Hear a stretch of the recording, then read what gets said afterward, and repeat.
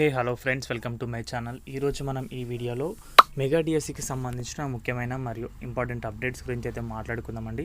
So అందరికీ తెలిసిందే, mega డిఎస్సికి సంబంధించి నోటిఫికేషన్ అనేది అయితే రావడం అయితే జరిగింది. సో అదేవిధంగా టెట్ గురించి కూడా మనం కంప్లీట్గా ఈ వీడియోలో డిస్కస్ చేద్దాం.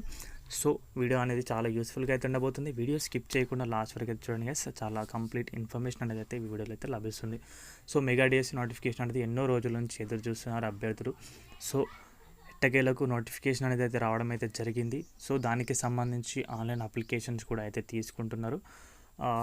దానికి సమయం అవన్నీ కూడా మన వీడియోలో అయితే అప్లోడ్ చేశాను. అండ్ ఎగ్జామ్ డేట్స్ June 5 నుంచి July 5 వరకు కూడా అయితే ఎగ్జామ్స్ అనేవి కండక్ట్ చేశారు. సో దాని తర్వాత వెంటనే దానికి సంబంధించిన ప్రక్రియ అనేది కూడా పూర్తవుతుంది. వచ్చే విద్యా సంవత్సరం నాటికి టీచర్లు అనేది పాఠశాలలో ఉంచుతామని చెప్పేసి చంద్రబాబు నాయుడు గారు అయితే చెప్పిన విధంగా అయితే మాట అయితే నిలబెట్టుకోబోతున్నారు. మరి చూద్దాం, ఎంత తొందరగా వీలైతే అంత తొందరగా ఈ ప్రక్రియ అనేది పూర్తి చేస్తారు.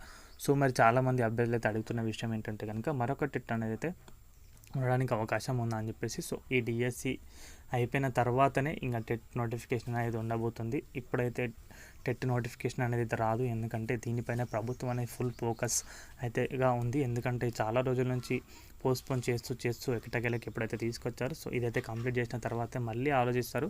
సో టెట్ నోటిఫికేషన్స్ అనేవి అయితే పెడతారు.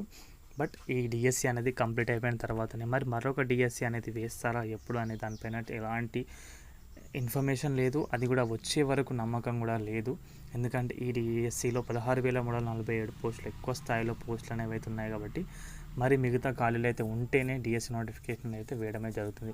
విద్యాశాఖ మంత్రి గారు అయితే ప్రతి సంవత్సరం ఒక డిఎస్సి వేస్తామని చెప్పారు. సో అది మేబీ జరగకపోవచ్చు, బట్ టెట్లో అయితే కండక్ట్ చేస్తారు. ఎందుకంటే టెట్ ఎగ్జామ్ కండక్ట్ చేయడం వల్ల అయితే వారికి ఎలాంటి నష్టం అయితే ఉండదు. నష్టం ఇప్పుడు టీచర్ జాబ్స్ అంటే వేకెన్సీ అయితే ఉండాలి. సో ఆ విషయాన్ని అయితే చెప్తున్నాను. సో చూసుకోండి, టెట్ అనేది అయితే ఇప్పట్లో వచ్చడానికి కొంచెం అవకాశాలు అయితే తక్కువ. మరొక డిఎస్సి కంప్లీట్ అయిన తర్వాత మాత్రమే టెట్ నోటిఫికేషన్ అయితే తీసుకొస్తారు.